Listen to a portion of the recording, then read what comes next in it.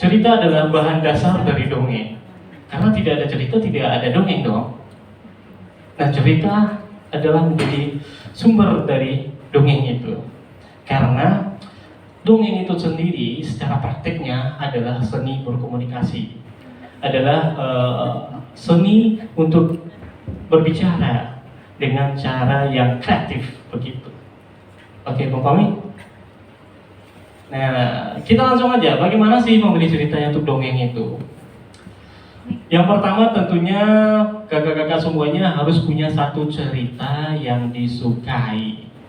Dari mana dapat cerita yang disukai itu? Ya dari bacaan dong. Pasti semuanya begitu literasi suka baca buku. Sudah ada dong punya cerita-cerita yang klik di dalam kepalanya. Kalau ditanya satu cerita favorit kamu, pasti sudah ada dong. Ya, saya yakin itu sudah ada.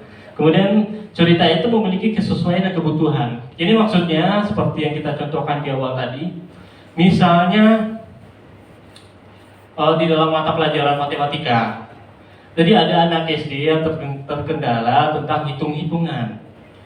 Jadi kalau diajarkan dengan cara konvensional, dia tidak nakap, tidak mau, tidak menerima juga. Kece orang-orang dulu pakak utama gitu ya kan. Nah, salah satu caranya adalah dengan mendongeng. Bagaimana dongengnya? Misalnya ini ada cerita. Boleh cerita? Boleh kan? Misalnya ini ada cerita. Jadi saya ingin kakak-kakak semuanya acting dulu jadi anak-anak SD kelas 1. Oke? Oke, siap semuanya? Siap ya? Oke. Kalau gitu, teman-teman semuanya hari ini udah OB akan mendongeng untuk teman-teman semuanya. Tapi sebelum itu, udah OB akan mengajarkan sesuatu sama teman-teman semuanya. Semuanya siap? Siap. Kalau udah OB bilang anak hebat, teman-teman semuanya jawab tangannya dan cuma ke atas dan teriakan apa? Benar. Tepuk tangan buat temannya. Oke, kita mulai. Kita coba ya. Siap semuanya? Siap? Oke. Anak hebat? Waduh, masa suaranya kecil kayak semut, padahal di sini rame loh. Coba suaranya lebih besar lagi. Bisa? Bisa. Oke, kita coba dalam hitungan ketiga. 1, 2, 3. Anak hebat? Coba lebih kuat lagi. Anak hebat? Oke, tepuk tangan untuk kita semuanya. Jadi anak-anak hebat semuanya. Kemarin-kemarin kan ada virus yang menyerang seluruh masyarakat di bumi. Ada yang tahu itu virus apa? Virus apa? Apa? Gak kedengar. Oh iya benar. Nah, jadi waktu ada virus itu, semua manusia yang ada di bumi ini gimana? Selama lebih dari 2 tahun dia di rumah aja. Ternyata tidak cuma manusia, teman-teman. Ada juga binatang yang tetap di rumah aja. Yaitunya 5 ekor anak nyamuk. Iya, 5 ekor anak nyamuk. Jadi 5 ekor anak nyamuk ini namanya yang pertama nyamuk pertama, terus nyamuk kedua, nyamuk habis 2 berapa ya? Pintar, nyamuk ketiga, habis 3, 4 benar, habis 4 berapa ya? Oh ya 5, tepuk tangan lagi buat pintar semuanya.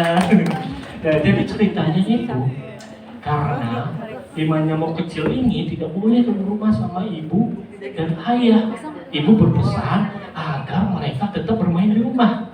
Tapi si nyamuk pertama bilang sama adik-adiknya, "Oh bosan, bagaimana kalau kita main keluar?" Lalu nyamuk kedua jawab, ayo kita main keluar yuk." Yang ketiga, ayo. Yang keempat juga setuju. Tapi nyamuk kelima tidak setuju karena dia ingat pesan mama apa tadi? Di rumah aja, jangan main keluar. Jadi karena dia tidak setuju, dia sendirian di rumah. Yang perempat ini pergi main ke danau. Nah, dia ingat pesan ibunya juga, jangan main-main ke danau karena di danau itu ada bahaya. Benar ternyata teman-teman, di danau itu ada seekor hewan. Hewannya itu punya kaki 4. Terus dia bisa loncat. Terus dia kalau makannya lidahnya bisa keluar. Suaranya begini. Remek. Apa? Iya benar, tepuk tangan tuh teman-teman semuanya. Waduh, pinter. Oke, kita lanjutkan ya. Nah, ternyata si 4 nyamuk ini pergi ke danau. Mereka tidak tahu kalau ada seekor kodok yang sedang kelaparan yang akan mencari makan. Nyamuk pertama bilang, "Hore, kita sudah sampai di danau. Kita main kereta nyamuk." Lalu ketiga adiknya setuju teman-teman. Tahu nggak kereta nyamuk main apa? Tahu nggak? Jadi kereta nyamuk itu gini. Kalau misalnya kenal sama lagu ini nggak? Naik kereta api. Nah, benar. Tapi kalau kereta nyamuk itu bukan gitu. Kereta nyamuk tuh naik kereta nyamuk, wing wing wing. Coba bisa kan? Bisa kita coba 1, 2, 3. Naik kereta nyamuk, wing wing wing. Nah, jadi mereka mulai main nih. Mereka mulai main 1, 2, 3. Naik kereta nyamuk, wing wing wing. Siapa hendak turut? Kremek. Si kodok ini mau makan salah satu anak yang nomor 4. Belum kenyang, masih lapar. Ke Bandung, Surabaya, bolehlah dengan kremek. Wah, masih butuh makan, kata si kodok. Berarti tadi ada 4 nyamuk, dimakan 2. 4 dikurang 2 berapa teman-teman? Wah, pintar. Naik kelas semuanya nih.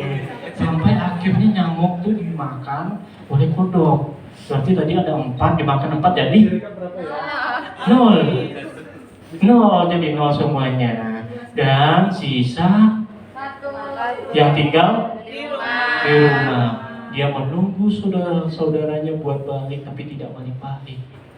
Itulah makanya teman-teman, kalau kata ibu di rumah aja, jangan keluar-keluar. Kasian kan jadinya, kasian dong temannya sendiri jadi kesepian. Begitu teman-teman. Tepuk tangan untuk kita semuanya. Itu salah satu contoh cerita yang mengajak anak-anak untuk kira-kira ada berapa ada berapa pesan-pesan yang ada di dalam cerita yang bisa ditangkap oleh anak-anak. Yang pertama soal matematikanya gitu, hitung-hitungan. Patuh. Pesan moral. Iya. Iya, pesan moral. Cerita itu adalah sebuah pesan moral gitu. Patuh kepada ibunya. Terus kira-kira kalau tadi dia kalau dia mendengarkan kata orang tuanya tidak akan terjadi. Tidak akan terjadi Dimakan. masuk ke dalam perut kodok gitu. Nah, itu juga kakak semuanya. Jangan simpulkan cerita ya. Karena mungkin pernah nonton pendongeng-pendongeng juga yang sering begini. Jadi teman-teman, pesan moral dari cerita itu adalah, kenapa pesan moral? Kan tadi ngapain cerita udah sepanjang itu gitu. Pesan moralnya yang itu, yang 1 halaman, 2 halaman naskah itu tidak perlu disimpulkan. Capek-capek dong udah kreativitas, ada yang pakai boneka, ada pakai nyanyi-nyanyi, bawa gitar, bawa segala macam, udah dongeng 1 jam. Gara-gara pesan moral jadi hilang semuanya. Jadi daya kritis anak-anaknya juga terbentuk, budaya diskusi dari kecil juga terbentuk. Ya caranya dengan seperti itu tadi. Sehabis cerita kita diskusi sama anak-anaknya. Kira-kira persoalan apa yang ada di dalamnya, ya kan? Kalau seandainya ini tidak terjadi, itu semacam kan anak-anaknya, ya ini itu semacam gitu. Begitu sederhananya Bapak Ibu. Nah, pilih cerita yang kita kuasai, tapi jangan pernah menghafal cerita. Tapi baca, latihan, tampil. Itu aja resepnya. Baca, latihan gitu. Kalau misalnya ada proses belum bacanya, biasanya pendongeng itu nulis buat bikin naskahnya dulu kan. Biasanya sambil nulis kan kebaca gitu. Nah, latihkan. Tapi jangan dihafal, karena kalau menghafal nanti kalau lupa satu kata jadi blank loh, ngeblank, jadi ceritanya nggak sampai. Begitu kakak semuanya.